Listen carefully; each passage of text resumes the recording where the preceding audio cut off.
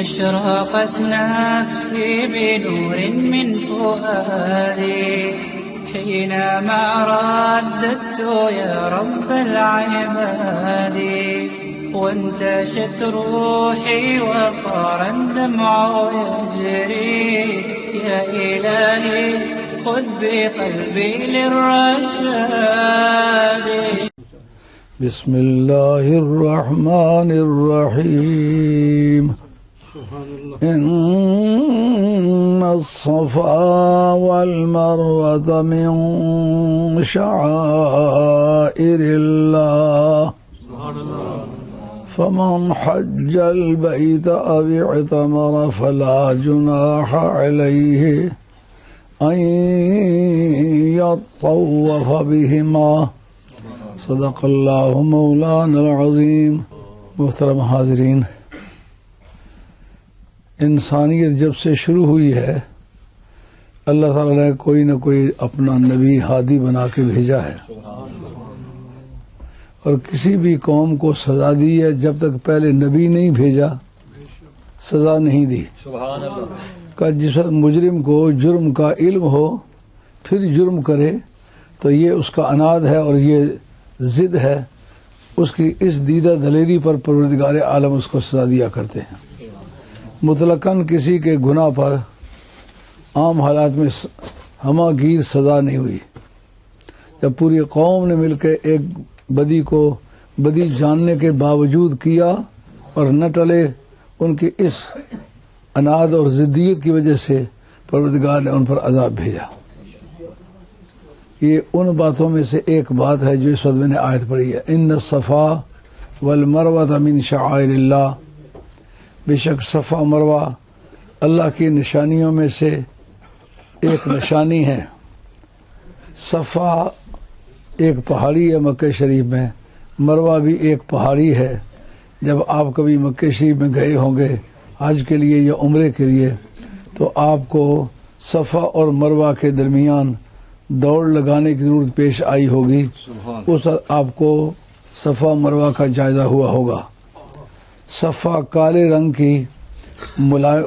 کے ملائم پتھر جس کی پرانے وقت میں سلیٹیں بنا کرتی تھی اسکولوں میں، اس طرح کے پتھر کو صفا کہتے ہیں. یہ جمع ہے صفاتن کی. بے جان چیزوں اور غیر ذوی العقول کی جمع اس طرح آتی ہے کہ تائے وعدت ہٹاؤ تو جمع ہو جاتی ہے، اور اس کے ساتھ تائے وعدت لگاؤ. اس کا نام صفا جس پہاڑی پر آدم علیہ السلام بیٹھے تھے، اس پہاڑی کا نام مروہ ہے جس پر جناب سیدہ حوا بیٹھی تھی.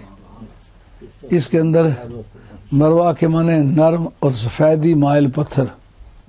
مائی صاحبہ جہاں بیٹھی ہیں اس پہاڑی کا پتھر نرم ہے، لیکن یہ دیکھ کے بہت سوچ بچار پریشان ہوتی ہے کہ ایک پہاڑی پر کیوں نہیں بیٹھے. اس کا مطلب بیوی سے راضی نامہ ہو جائے تو بھی کچھ نہ کچھ وہ ڈیفرنس رکھتی ہے. آدم علیہ السلام کو اس صفا پر تھے، وہ مروہ پر تھی. تو اس جگہ کی ایک بیک گراؤنڈ ہے. ان کے وہاں بیٹھنے کی وجہ سے وہاں کی حاضری تو پہلے سے چلی آ رہی تھی، لیکن صفا مروہ کی دوڑ جو ہے وہ کسی نبی کی یادگار نہیں ہے، وہ جناب سیدہ ہاجرہ کی یادگار ہے. اور ہوا یہ کہ حضور نبی کریم علیہ السلام کی آمد سے کچھ صدیاں پہلے کعبہ شریف کے اندر ایک جوڑے نے بدکاری کی. انہوں نے دیکھا اور جگہوں میں لوگوں کا آنا جانا ہے، جو بہت ہی محفوظ جگہ ہے وہ کعبہ شریف کا اندرونی حصہ ہے. اگر وہاں بدکاری کی جائے تو کوئی آدمی وہاں چھیڑے گا نہیں. عورت کا نام تھا نائلہ. اب بہت سارے مسلمانوں کی بیٹیوں کے نام پوچھنے پر پتہ چلا، میں نام پوچھتا رہتا ہوں نام کیا ہے، کیونکہ نام قابل اعتراض رکھے ہوئے ہوتے ہیں. تو نام سے یہ فائدہ پہنچنا چاہیے، ایک تو اس کا دین پتہ چلنا چاہیے، اس کا دین کیا ہے. فرشتے اس کا نامہ اعمال تیار کرن تو پھر نامہ اعمال کی تیاری کے وقت یہ فیصلہ ان کے پاس موجود ہو یہ مسلمان کا نامہ اعمال ہے. جب موت واقع ہو تو قبر میں رکھا جائے، فرشتے آ کر اس سے پوچھنا چاہیں تو ان کو نام سے ہی پتہ چل جائے یہ مسلمان ہے. تو نائلہ لوگوں کے نام اپنی بیٹیوں کے رکھے ہوئے ہیں. یہ اس زانیہ عورت کا نام ہے جس نے کعبے کے اندر بدکاری کی تھی. اسعاف اس مرد کا نام ہے جس نے اس کے ساتھ بدکاری کی تھی. تو جو کسی جرم کی گریوٹی بڑھتی جائے تو اس کی سزا کی جو ہے سیویرٹی بڑھتی جاتی ہے. جرم کی سختی کے ساتھ سزا میں سختی آتی جاتی ہے. یہ کام بجائے خود حرام تھا، قابل گرفت تھا، قابل سزا تھا، لیکن جگہ کون سی انہوں نے تلاش کی جو عبادت کے لیے سب سے زیادہ موزوں جگہ ہے. اس جگہ کیا جو پھر مقام کا تقدس بڑھتا گیا تو اس سزا میں شدت پیدا ہوتی چلی گئی. نہ صرف ان کی شکلیں بگڑی بلکہ ان کو پتھروں میں تبدیل کر دیا گیا، جس کو انگریزی میں آپ فوسلائز کہتے ہیں. فوسلائز ایک ریئر ورڈ ہے جو عام انگریزی میں نہیں استعمال ہوتا. انسان کا سزا کے طور پر پتھر میں تبدیل ہونا، اس کا نام ہے فوسلائزیشن. ان کو فوسلائز کر دیا گیا. اس سے پتہ چلا مقامات مقدسہ میں اگر جرم کا ارتکاب کیا جائے تو اس کی زیادہ سے زیادہ اور سخت سے سخت سزا ہو سکتی ہے. تو پھر لوگوں نے عبرت کے لیے مرد کا جو ڈھانچہ تھا اس کو صفا پہ رکھا اور عورت کا جو ڈھانچہ تھا اس کو مروہ پہ رکھا. لیکن وقت کے گزرنے کے ساتھ لوگ اس بات کو بھول گئے کہ یہ مجرموں کا جوڑا ہے، یہ عبرت کے لیے رکھا گیا تھا. بعد میں انہوں نے خدا سمجھ کے پوجنا شروع کر دیا. جیسا آپ نہیں دیکھتے کئی ملا ایسے ہیں جن کو مسلمانوں نے کافر قرار دے کے جیلوں میں ٹھونس دیا، پھانسی دے دی، اور بعد میں آنے والے لوگ ان کو مجدد کہتے ہیں. یہ بالکل صاف اور نائلہ والا قصہ ہے. ان کو پھر برا نہیں سمجھا گیا بلکہ ان کی عبادت شروع ہو گئی. اب جب مسلمانوں کا عہد اسلام شروع ہوا اس وقت مسلمانوں کو جہاں بتوں سے نفرت تھی وہاں بتوں والی جگہوں سے بھی نفرت ہو گئی. وہ طواف بیت اللہ تو کریں لیکن صفا مروہ پر نہ جائیں. پوچھنے پر پتہ چلا کیوں نہیں جاتے ہو؟ انہوں نے جواب دیا کہ یہاں بت پرستی ہوتی رہی ہے. تو پھر اس کا جواب یوں ملا کہ اگر اچھے مقام پر کوئی برا کام کرنے کی وجہ سے اچھا مقام برا ہو جاتا ہو تو پھر سب سے زیادہ تو کعبے کو برا کہنا چاہیے. اس لیے کہ جتنی بت پرستی کعبے کے اندرونی حدود میں ہوئی ہے 360 بت ایک چھوٹے سے کمرے میں، بڑی جسارت کی بات ہے اور حد ہے بے احترامی کی. مقامات مقدسہ کو انہوں نے بت خانہ بنا لیا. اب اس موقع پر سرکار نے یہ باور کرایا کہ تمہیں یہ مسئلہ یاد رکھنا چاہیے، اگر کوئی کام اچھا ہو، کوئی مقام اچھا ہو، کوئی طریقہ اچھا ہو، باعث ثواب ہو، اس میں کوئی برائی شامل کر لی جائے تو برائی کا خاتمہ کرنا چاہیے، اچھائی کا خاتمہ نہیں کرنا چاہیے. دور حاضر میں کچھ علماء حضرات نے فتوے لکھے ہیں. انہوں نے کہا کہ میلاد شریف کے موقع پر دیکھا لوگ ڈھول بجاتے ہیں، عورتیں رقص کرتی ہیں اور ناجائز طریقے سے بڑی اوبسینٹی ان میں پائی جاتی ہے. مرد عورتیں دوران سفر جلوس کے دوران ایسی نازیبا حرکتیں کرتے ہیں جو ایک مسلمان کے لائق نہیں ہیں. ان کے کہنے سے مراد یہ ہے کہ ان برائیوں کی وجہ سے میلاد شریف کے جلوس کو بند کرنا چاہیے، کیونکہ یہ نہ فرض ہے نہ واجب ہے، زیادہ سے زیادہ ہے تو مستحب ہے اور یہ شاعر اللہ میں سے، اللہ کی نشانیوں میں سے ہے. اب اس کے جواب میں ہم یہ عرض کریں گے کہ اگر آپ کے فتوے میں یہ پہلو نکل آتا ہے کہ اس میں برے کام کرنے شروع کر دیے ہیں تو نہ یہ فرض ہے، نہ میلاد شریف کا جلوس نکالا نہ فرض ہے نہ واجب ہے. میں یہ پوچھتا ہوں اگر میلاد فرض واجب نہ ہونے کی وجہ سے بعض برائیوں کی شمولیت کے باعث اس کو کینسل کر دینا چاہیے تو میں پوچھتا ہوں یہ جو آپ کی عید کے سسٹم کے لیے ایک آدمی کو چیئرمین بنایا جاتا ہے، یہ رویت حلال کمیٹی قرآن سے کہاں ثابت ہے؟ یہ کس آیت سے واجب ہے؟ یہ کس آیت سے، کس حدیث سے ثابت ہے؟ اس میں ہزاروں طرح کی برائیاں اس وقت ہو رہی ہیں لیکن اس پر پیسے ملتے ہیں، اس لیے مولانا کا فتویٰ حرکت میں نہیں آتا. یعنی جو اس میں کام کرنے والے لوگ ہیں اگلے دن اپنی مجالس میں جس عقیدے کے لوگوں کو وہ کافر کہتے ہیں دوسرے دن اسی عقیدے کا آدمی جنازے میں امام ہے اور مفتی صاحب پیچھے کھڑے ہو کے بسم اللہ کر کے جنازہ پڑھ رہے ہیں. یہ تو میلاد شریف ہے. اگر اس میں کسی برائی کو شامل کر لیا گیا ہے تو پھر آپ اس برائی کو نکالیں, اس نیکی کو نہ مٹائیں. حضور نبی کریم علیہ الصلوۃ والسلام نے فرمایا کہ اگر مقامات مقدسہ پر کوئی برا کام شروع ہو جائے تو مقام کی تقدیس میں اور مقام کے مقدس ہونے میں فرق نہیں آتا, بلکہ وہ برا کام جو ہے اس کو مٹانا چاہیے. برائی مٹے اچھائی قائم رہے. پہلے جو اس پر آ کے بیٹھے تھے وہ پہلا پیغمبر ہے اللہ کا جس کا نام آدم علیہ السلام ہے. ان کی اہلیہ محترمہ اللہ نے انبیاء علیہ السلام کے قوم قبیلے کو بھی جو سچے دین پر تھے ان کی بھی عزت کی ہے. حضرت آدم علیہ السلام والی پہاڑی پر جانا تو ایک نبی کی وجہ سے ہو سکتا ہے, دوسری پہاڑی پر جانے کی کیا وجہ ہو سکتی ہے کہ وہ نبی کی آبرو ہے, نبی کی اہلیہ ہے. اب جو لوگ سیدہ عائشہ رضی اللہ تعالیٰ عنہا کو برا کہتے ہیں انہیں سمجھنا چاہیے آدم علیہ الصلوۃ والسلام کے مقابلے میں نبی کریم علیہ السلام کا مقام زیادہ اونچا ہے. اور سیدہ عائشہ آپ کو اپنی جو موجودہ ایک وقت میں ازواج رہی ہیں حضرت خدیجہ کبریٰ کے بعد, ان میں سب سے پیاری بیوی حضور کو یہ تھی. تو بیوی تو پیاری ہو کے ہو تو اس کے مقام ہی اور ہے. سرکار کسی جانور سے بھی پیار کریں تو اس کا مقام بھی باقی جانوروں میں ممتاز. اس لیے ان کو سوچنا چاہیے مروہ کے مقام پر جانے سے ہمیں یہ علم حاصل ہوا ہے کہ نبی کے رشتے کو بھی ملحوظ رکھنا چاہیے.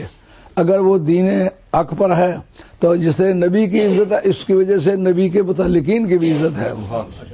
اب سرکار نے کیا کیا, وہ بت اٹھوا کے توڑوا دیے لیکن صفا مروہ پر جاری باقی رہی. لیکن یہ جو صفا مروہ کے دوران میلین اخضرین دو پتھر آپ نے ٹھوکے ہوئے دیکھے ہوں گے, ان کو کہتے ہیں میلین اخضرین.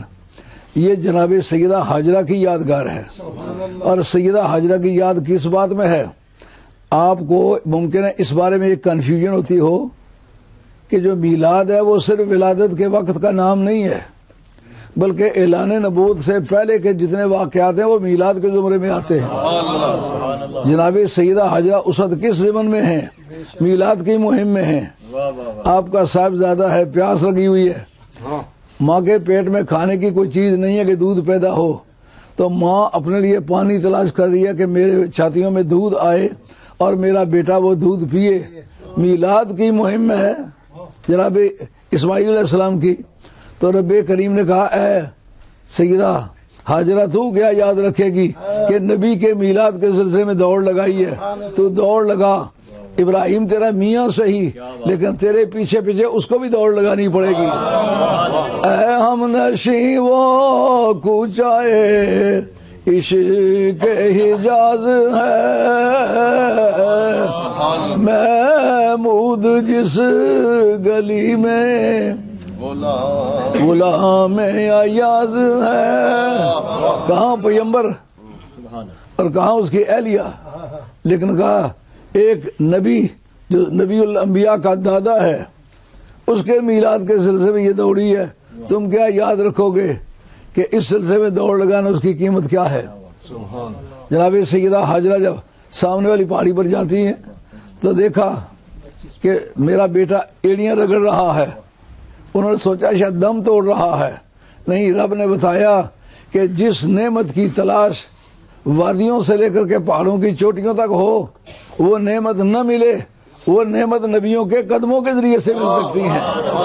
پانی تلاش کر رہی ہو, یہ رہا پانی, اور یہ پانی وقتی طور پر اس کے لیے جاری کیا ہے, مگر اس کا یہ معنی نہیں کہ صرف اسی کے لیے جاری کیا ہے. نہیں, اس کے قدموں کی برکت قیامت تک چلے گی. بادشاہ بھی آ کے پیئیں گے, ولی بھی آ کے پیئیں گے, غوث بھی آ کے پیئیں گے, کتب بھی آ کے پیئیں گے, انبیاء بھی پیئیں گے. لیکن پانی کس چیز کا ہے؟ حضرت اسماعیل علیہ السلام کی ایڑیوں کا پانی ہے. اعلیٰ حضرت رحمۃ اللہ علیہ وہ جو حدیبیہ کے مقام پر سرکار نے 5 انگلیوں سے پانی نکالا تھا اور 1500 آدمی کے پینے, نہانے, وضو کرنے اور جانوروں کو پلانے کے لیے کافی ہو گیا تھا. ان دونوں پانیوں کا آپس میں موازنہ کرتے ہیں, کہتے ہیں اس میں زمزم اس میں زمزم ہے کہ تھم تھم، اس میں جم جم ہے کہ بیش، اس میں زمزم مائی صاحبہ پانی کے گردا کے باڑ بناتی ہیں، کہتے زم زم ٹھہر جا بس کر رہنے دے، اور اس میں زمزم ہے کہ تھم تھم، اس میں جم جم ہے کہ بیش، کثرت کوثر میں زمزم کی طرح کم کم نہیں، کثرت کوثر میں زمزم کی طرح کم کم نہیں۔ اب جناب لفظ شاعر اللہ جب استعمال ہوا تو سابقہ تقدس ہی مد نظر رکھا گیا کہ نبی بیٹھا تھا، لیکن ان کے درمیان کی دوڑ کو نہ تو جناب ہوا کے ذریعے سے واجب کیا اور نہ حضرت آدم علیہ السلام کی وجہ سے واجب کیا، صرف مائی ہاجرہ وہاں سے دوڑ کے گزری ہیں، کہا یہ میلاد کی دوڑ ہے اس لیے یہ واجب ہے۔ سمجھ آ گئی بات؟ اب جب ان کو صفا مرکہ کہا گیا کہ یہ اللہ کی نشانیوں میں سے، نشانی کسے کہتے ہیں؟ جسے دیکھ کے کوئی یاد آئے، جیسے ایک آدمی نے انگشتری پہنی ہے، پوچھو کیوں پہنی ہوئی ہے؟ کہا یہ میری اماں جان کی یادگار ہے، میری اماں نے مجھے دی تھی، اب وہ فوت ہو گئی ہیں، جب اس کو دیکھتا ہوں میری اماں مجھے یاد آتی۔ جس کو دیکھو تو کوئی یاد آئے وہ اس کی نشانی ہے۔ اب دیکھے پہاڑیاں یاد آئے رب، رب دیکھنے میں اور پہاڑی کے دیکھنے میں کیا مناسبت ہے؟ فرمایا تمہیں یاد نہیں جن گزرگاہوں سے ہمارے محبت والے لوگ گزر جائیں ان خاک کے ذروں میں بھی ہماری آشنائی ملتی ہے۔ سمجھ آئی بات؟ لیکن اس جگہ جب غلط کام شروع ہوا تو سرکار نے غلط کام کو بند کیا یا شاعر اللہ کو بند کیا؟